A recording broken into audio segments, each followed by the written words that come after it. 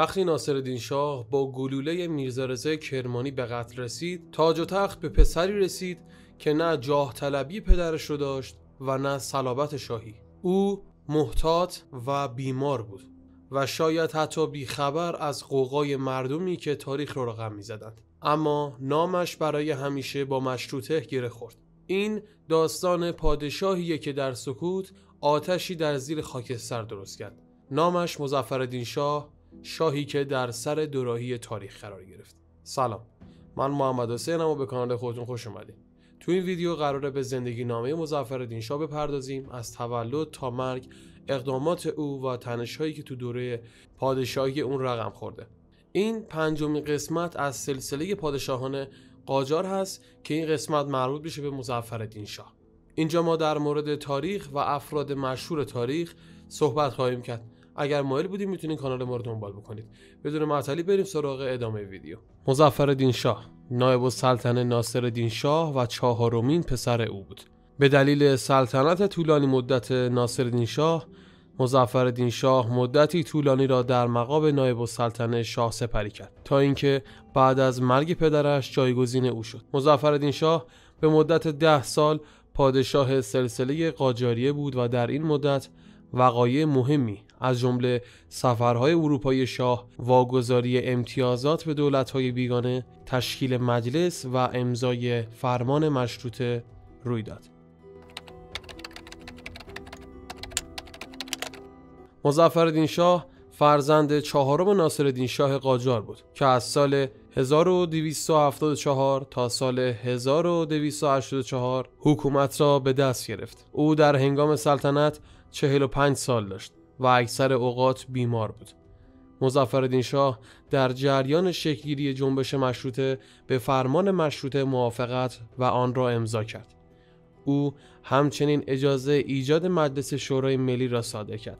در دوره مظفرالدین شاه از کشورهای خارجی وام دریافت شد تا هزینه سفرهای شاه به کشورهای اروپایی فراهم شود. مظفرالدین شاه به دلیل بیماری به گفته منابع تاریخی 10 روز بعد از امضای فرمان مشروطیت درگذشت.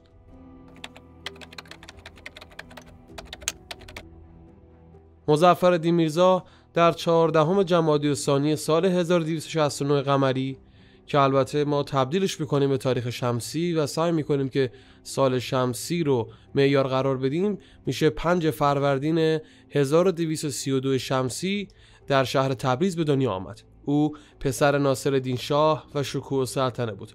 مظفرالدین شاه چهارمین پسر ناصرالدین شاه بود. او 3 برادر بزرگتر از خود داشت که در خردسالی وفات یافته بودند. ضلالسلطان یکی از پسران ناصرالدین شاه محسوب میشد، اما چون مادرش عفت السلطنه نسب قاجاری نداشت، طبق قانون نمیتوانست ولیعهد باشد.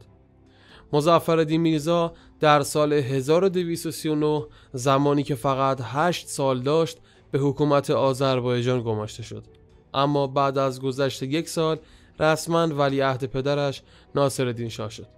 مظفرالدین شاه با عزیزخان مکری به آذربایجان رفت. عزیزخان نایب مظفرالدین شاه در اداره امور آذربایجان شد. در زمان حضور شاهزاده مظفرالدین میرزا در آذربایجان چندین نفر نیابت او را بر عهده داشتند.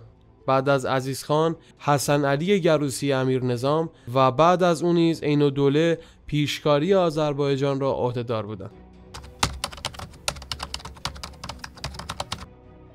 در دوره ولیعهدی مظفرالدین شاه قاجار در آذربایجان کردهای عثمانی به رهبری شیخ عبدالله نهری قیام کردند. این قیام در حوزه فرمانروایی مظفرالدین میرزا صورت گرفت. سپاه ولیعهد هنگام رویارویی با نیروهای کرد شکست خورد. ناصرالدین شاه با شنیدن خبر شکست نایب السلطنه ناراحت شد و ولیعهد را به تهران سریعا احضار کرد.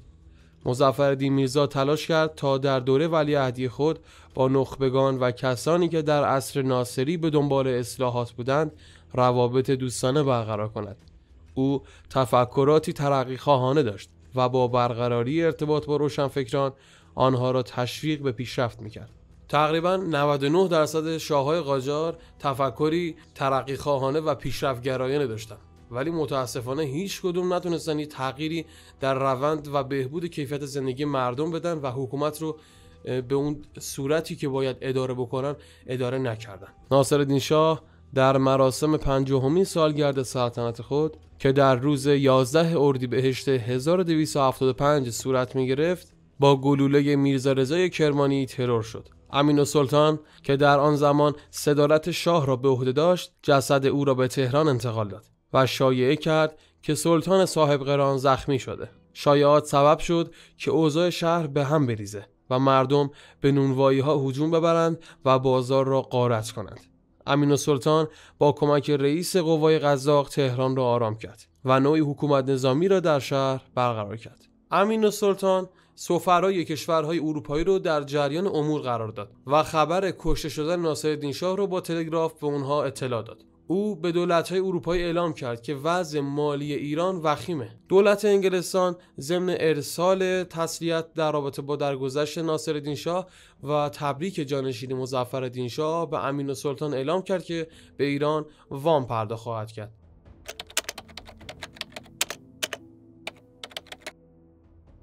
مظفرالدین شاه به تخت سلطنت ایران نشست و چون هیچ کسی را در اطراف خود نداشت درباریان عصر پدرش را در مقامها و مناصب خود محفوظ نگه داشت.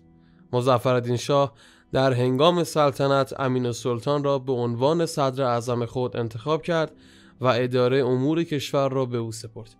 امین‌السلطان در اولین اقدام خود وامی از روسیه درخواست کرد تا به وسیله آن شاه را به سفر خارجی ببرد. دولت روس با پرداخت وام موافقت کرد، اما در ازای آن مقرر کرد که تا زمانی که دولت ایران وام را به طور کامل پرداخت نکند حق دریافت وام از دیگر کشورها را ندارد. همچنین درآمد گمرک ایران به جز گمرک خلیج فارس باید در اختیار بانک استقراضی روس قرار گیرد. امین‌السلطان شرایط روسیه را پذیرفت و وام مورد نظر به او داده شد. بعد از آن شاه به سفر خارجی رفت. مظفرالدین شاه قاجار در این سفر اروپایی مورد سوء قصد قرار گرفت اما جان سالم به در برد.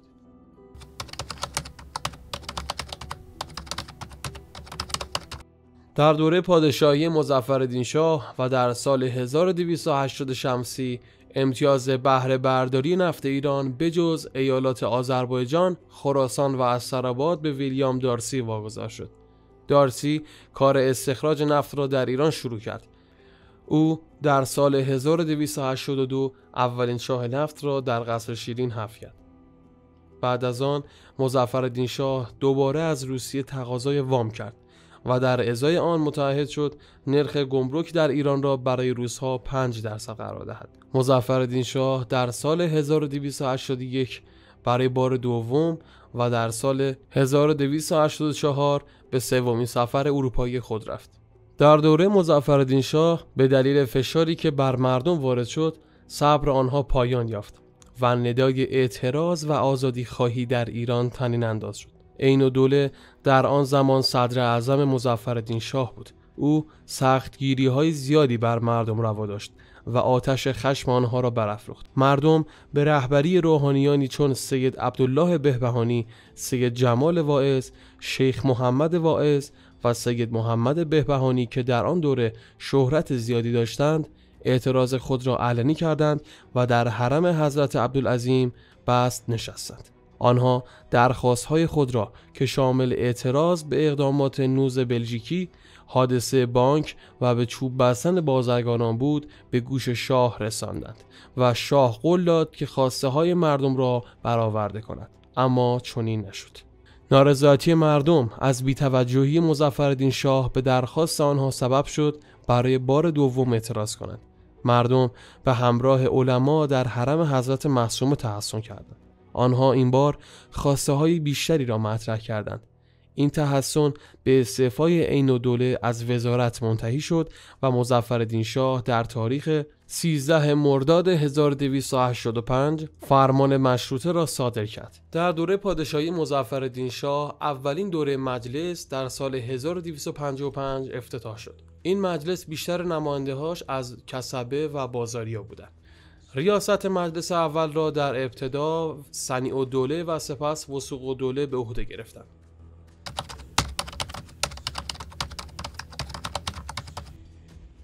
تعداد زنان حرمسرای دوره قاجاریه زیاد بود. در دوره سلطنت ناصرالدین شاه قاجار بیشترین تعداد زنان در حرم حضور داشتند، اما به گفته منابع تاریخی از دوره‌های بعد از ناصرالدین شاه تعداد زنان روز به روز کمتر شد.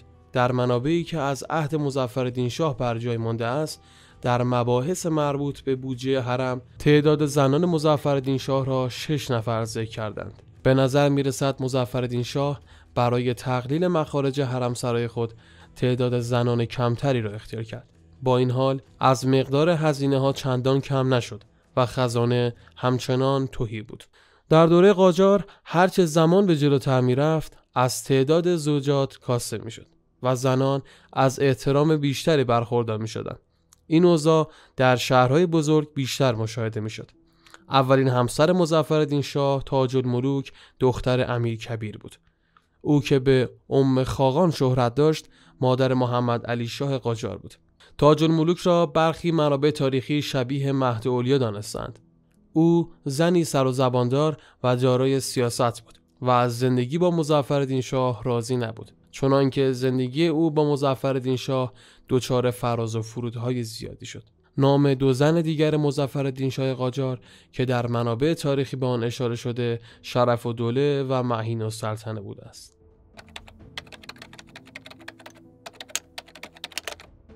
وضعیت سکه در دوره شاهان قاجاریه متفاوت از هم بوده. جنس سکه در هر دوره وضعیت اقتصادی آن دوره را می نمایند. سکه هایی که در دوره ناصرالدین شاه و مظفرالدین شاه رواج داشتند به دو صورت سکه های خطی و عکسدار ضرب شده بودند. کمبود طلا در دوره قاجاریه و وضعیت اقتصادی نامناسب سبب شده بود که مردم برای گذران زندگی خود به فلوس روی بیاورند. جنس سکه فلوس از مس بود. برخی علت این نامگذاری را شباهت این سکه با پولک ماهی دانستند. به فلوس پول سیاه هم می گفتند و علت آن این بود که مس به مرور زمان سیاه می شد. در دوره قاجاریه سکه های طلا و نقره هم ضرب می شد، اما کمتر در دست مردم قرار می گرفت. در این دوره به سکه های طلا پول زرد و به سکه های نقره پول سفید می گفتند. در دوره مظفرالدین شاه به دستور او سکه هایی ضرب شد که برای اولین بار روی آنها نماد شیر و خورشید و پشت آنها عبارت سلطان مظفرالدین شاه قاجار حک شده بود و روی سکه های نیلی او عبارت رایج مملکت ایران حک شده بود. در زمان پادشاهی مظفرالدین شاه سکه 5 قرانی نقره نیز ضرب شد.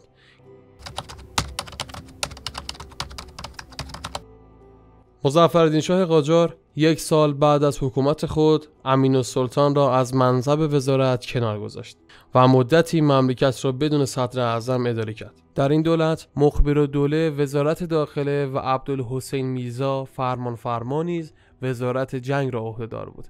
مخبرالدوله بعد از گذشت 4 ماه به دلیل دخالت فرمانفرما در حوزه کاری که داشت از منصب خود استعفا داد و مظفرالدین شاه امین‌الدوله را که آن زمان در آذربایجان بود احضار کرد و سمت رئیس الوزرایی را به او داد و بعد از گذشت مدتی امین‌الدوله به مقام صدر اعظمی رسید. امین‌الدوله فردی روشنفکر و دارای افکار تجددخواهانه بود.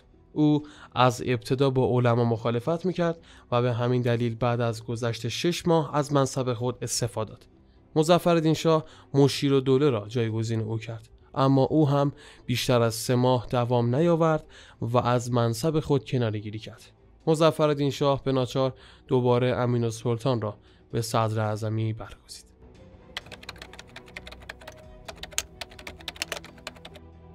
تشکیل مجلس شورای ملی در تاریخ 13 مرداد سال 1285 شمسی توسط مظفرالدین شاه قاجار امضا شد.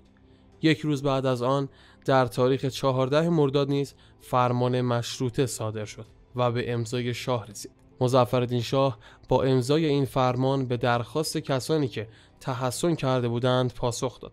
با امضای فرمان مشروطیت و تشکیل مجلس برای اولین بار حکومت مشروطه در ایران برپا شد و مشیرالدوله متن فرمان مشروطه را آماده کرد و رضایت شاه را برای امضای آن گرفت.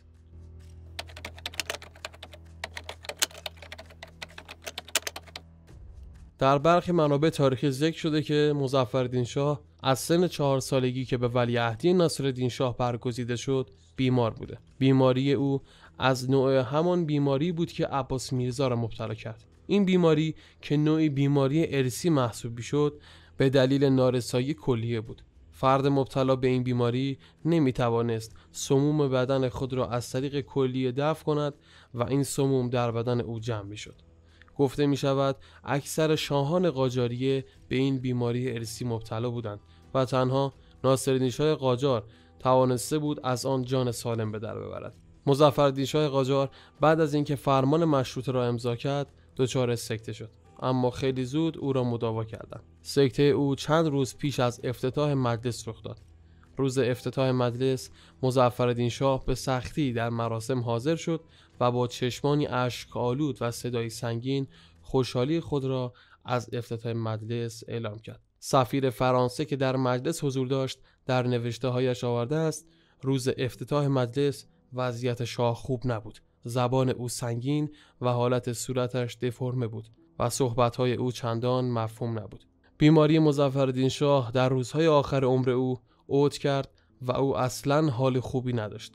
هدایت در کتاب خاطرات و خطرات حال مظفرالدین شاه را چنین توصیف کرده است: بدن شاه تاول زده بود و از تاول‌هایی که روی پوست شاه بود عفونت و ادرار بیرون می آمد. بوی تعفن شاه اتاق را پر کرده بود. کسی حتی حاضر نبود به نزد شاه برود و او را تمیز کند یا بر تنهایی او بگرید. چندین روز بر همین منوال گذشت تا اینکه شاه فوت کرد.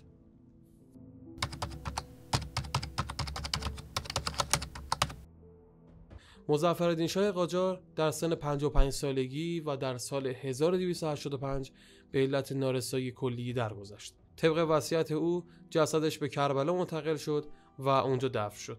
قبر مظفرالدین شاه توی قسمت رواق پادشاهان قرار گرفته و روی اون رو با موزاییک پوشوندن. این صدای ضبط شده مظفرالدین شاه رو قدیمی ترین سند صوتی تاریخ ایران مینامند. محتوای این صدای ضبط شده شامل تشکر کردن از اتابک امین‌السلطان بوده که از زحمات او داره تقدیم میکنه. بریم با هم دیگه چند ثانیه‌شو گوش کنیم. جناب اعظم از خدمات سابق و لاحق شما کتاب‌ها 40 سال خدمت میکنید، از همه خدمات شما راضی هستم. به خصوص از خدمات این 4 ساله‌ای که در صدارت خودتان میکنید و انشاءالله عوض اینها را همه را به شما مرحمت خواهی فرمود و شما هم ابدا ذره‌ای در خدمات خودتان انشاءالله قصور نخواهید کرد و مرحمت ما را در اعلی درجه نسبت به خودتان بدانید. انشاءالله رحمان بعدی تا 7 سال که خدمت بکنید امیدوار هستم که همیشه خوب باشه و این خدماتی که به من میکنید و به مملکت ایران میکنید البته خداوند او را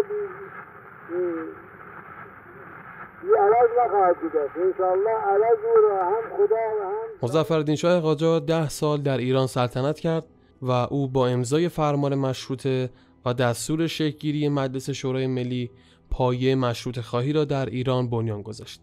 مظفرالدین شاه شخصیتی انعطاف‌پذیر داشت و از اندیشه‌ای تجددخواهانه برخوردار بود، اما به دلیل بیماری فرصت و حوصله چندانی برای اداره امور کشور نداشت. خیلی ممنونم که تا انتهای ویدیو با بنده همراه بودید. امیدوارم که از این ویدیو لذت برده باشین. ممنون میشم اگر که حتما ویدیو رو لایک بکنید. اگر هم مایل بودین کانال بنده رو سابسکرایب کنید. اوقات خوش، خدا نگهدار.